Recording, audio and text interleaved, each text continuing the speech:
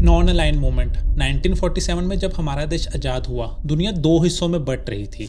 एक हिस्सा कैपिटलिज्म और डेमोक्रेसी में यकीन रखता था, जो लिबरल वैल्यूज और फ्रीडम ऑफ इंडिविजुअल को मानता था।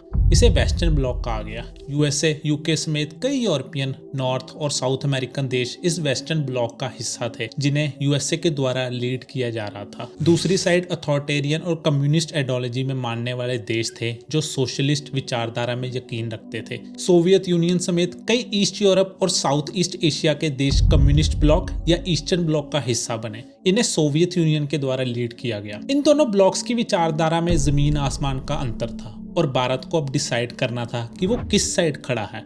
दुनिया ऑलरेडी 2 वर्ल्ड वॉर से गुजर चुकी थी। कई देश वॉर्स के कारण पूरी तरह तबाह हो चुके थे। कोई भी इन सुपर पावर्स की लड़ाई में आना नहीं चाहता था, स्पेशली इंडिया जैसे देश, जिन्हें कई सालों के संघर्ष के बाद आजादी मिली थी। इस मुश्किल कड़ी में हमारे देश के नेताओं ने ऐसे फैसले लिए जो हमारे देश की तकदीर को हमेशा हमेशा के लिए बदल के रख देने वाले थे। किसी भी एक ब्लॉक की साइड लेने की जगह इंडिया न्यूट्रल रहने का फैसला करता है। इन 4 देश के नेता हमारे first prime minister Jawaharlal Nehru ji के साथ मिलकर नॉन अलाइनमेंट मूवमेंट की नींव रखते हैं, जिसे आगे चल के 100 से भी ज्यादा कंट्रीज ज्वाइन करती है। ये मूवमेंट इन कंट्रीज की डेवलपमेंट के लिए एक बड़े माइलस्टोन की तरह था, क्योंकि यूएसए और सोवियत यूनियन की आपस की लड़ाई में अब ये सब कंट्रीज खुद को बचा सकती थी। हालांकि 1970s और 1980s में कुछ ऐसे इवेंट्स होते हैं जिस कारण हमारे देश के रशिया या उस समय के सोवियत यूनियन से नजदीकियां बढ़ने लगती है। इसका एक कारण ये भी था कि पाकिस्तान, जो उस वक्त भारत का सबसे बड़ा दुश्मन बना हुआ था,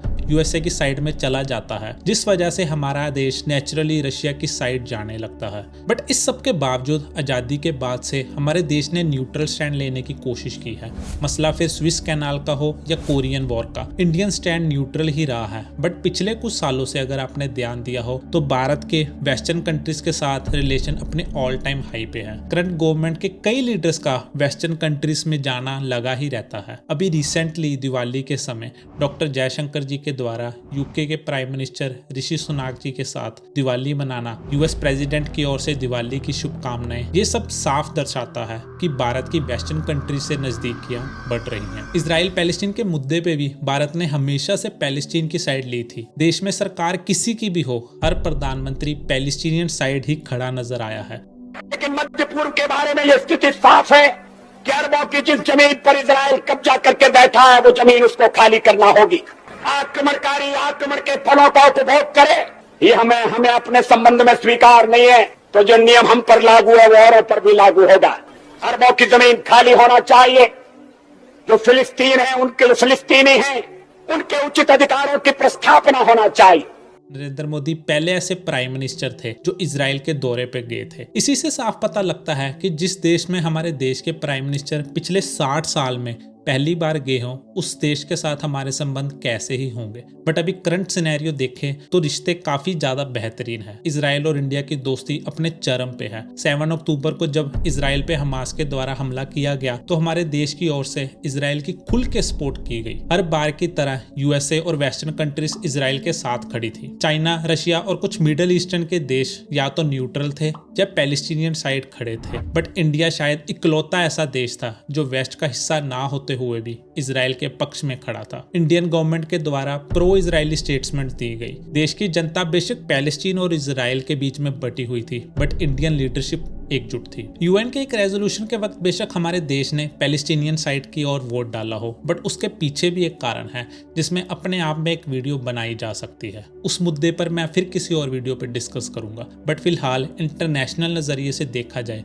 तो हमारा देश इजराइल की साइड ही खड़ा नजर आता है। यूक्रेन रशिया वॉर के वक्त भी हमारे देश ने बेशक रशिया की खुल के आलोचना ना की हो, बट इंडियन लीडरशिप ने साफ दर्शाया है कि वो रशिया के द्वारा कब्जाई यूक्रेनियन टेरिटरीज को कभी भी रशिया का हिस्सा नहीं मानेगा। इसके अलावा भी यूएसए के द्वारा नेटो प्लस की मेंबरशिप का आमंत्रण, वेस्टर्न कंट्रीज के साथ मिलकर क्वाड जैसी अलायंस बनाना, ये सब साफ दर्शाता है कि इंडियन पॉलिटिक्स वेस्ट की ओर नजदीकियां बढ़ाने में लगी है। कुछ सालों पहले तक रशिया इंडिया आर्म्स एक्सपोर्ट का 70% का हिस्सेदार था, बट ये नंबर लगातार गिर रहा है। इंडिया अब अपनी आर्म्स सप्लाई रशिया समेत कई वेस्टर्न कंट्रीज जैसे कि फ्रांस, यूएसए और इजराइल से बढ़ा रहा है। लोकल प्रोडक्शन पर भी जोर दिया जा रहा है, जो फिर से रशियन डिपेंडेंस को कम करता है। बट क्या कारण है हमारे देश के इन प्रो वेस्टर्न नीतियों के पीछे? क्या इंडिया रशिया से दूर जा रहा है? तो इसका जवाब है नहीं।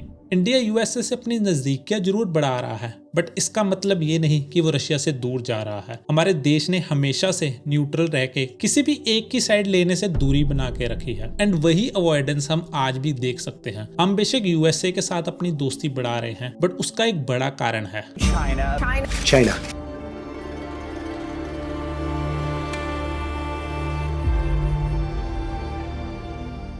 चाइना, जो केवल 50 साल पहले इंडिया से भी ज्यादा गरीब हुआ करता था, आज दुनिया की सेकंड लार्जेस्ट इकोनॉमी बन चुका है। बट बड़ी इकोनॉमी के साथ साथ चाइना की भूख भी बढ़ रही है। भूख व्यापार की, भूख पैसों की, भूख जमीन की। चाइना हमेशा से एक्सपेंशन पॉलिसी पर चला है। फिलीपींस हो, जापान हो, वियतनाम हो या रशिया, चाइना के हर देश के साथ बॉर्डर डिस्प्यूट्स रहते हैं। चाइना को मानो दूसरों की जमीन खाने की आदत सी हो गई है, और इसी नीति के चलते 1950s में भी वो तिब्बत को निगल गया था। भारत ने इसके विरोध जताने की कोशिश जरूर की, बट बदले में हमें सिर्फ भारी नुकसान झेलना पड़ा, और यही गलती हमारा देश फिर से नहीं दोहराना चाहता। हमारे देश की सेनाओं को बेशक मजबूत और आधुनिक हथियारों से लैस किया जा रहा है, बट दोस्तों आजकल के युद्ध केवल हथियारों से नहीं बल्कि जियोपॉलिटिक्स के डिसीजन से भी लड़े जाते हैं। और इन्हीं जियोपॉलिटिक्स के युद्ध में अपना सिक्का जमाने के लिए हमारे देश की पॉलिसीज में बदलाव किए गए हैं। इन वेस्टर्न कंट्री से नजदीकियों के कारण भारत को नए दोस्त मिलते हैं, जो इंटरनेशनल प्लेटफॉर्म्स पे न केवल हमारे देश को सपोर्ट करते हैं बल्कि चाइना जैसे ओपोनेंट से टक्कर लेने में भी मदद करते हैं। वैसे भी दुश्मन का दुश्मन दोस्त ही होता है। चाइना हमारे देश से कहीं ज्यादा यूएसए और इन्हीं वेस्टर्न कंट्रीज को दुश्मन मानता है, तो उस नजरिए से भी ये कंट्रीज हमारी दोस्त ही हुई। इंडिया इन कंट्रीज के साथ मिलकर ऐसी अलायंस बनाने में लगा है जो न केवल चाइना को चेक में रखेंगी बल्कि इंडिया को आगे बढ़ने में भी मदद करेंगी। ये वेस्टर्न कंट्रीज दुनिया की सबसे अमीर कंट्रीज में से है, और इन नजदीकियों के कारण इंडिया को इन अमीर देशों की मार्केट्स का एक्सेस मिलता है। इसी एक्सेस को एक नए लेवल पे ले जाने के लिए इंडियन गवर्नमेंट के द्वारा G20 समिट के दौरान India middle east Europe economic corridor जैसे एक हिस्टोरिक प्रोजेक्ट की पेशकश की गई थी। ये प्रोजेक्ट न केवल इंडियन मार्केट्स को मिडिल ईस्ट और यूरोप से जोड़ेगा, बल्कि इससे चाइना की बेल्ट एंड रोड इनिशिएटिव की इंपॉर्टेंस भी कम होगी। मतलब एक तीर से दो निशाने। इंडिया इन कंट्रीज से डिफेंस डील्स करने में भी लगा हुआ है, जिससे हथियारों के इंपोर्ट्स को भी डाइवर्सिफाई किया जा रहा है। कई केसेस में तो हथियारों के साथ साथ टेक्नोलॉजी ट्रांसफर पे भी काम किया जा रहा है, जिसकी मदद से हमारे देश इन हथियारों को लोकली ही मैन्युफैक्चर कर पाएगा। दोस्तों अब इम्पोर्टेंट बात यह है कि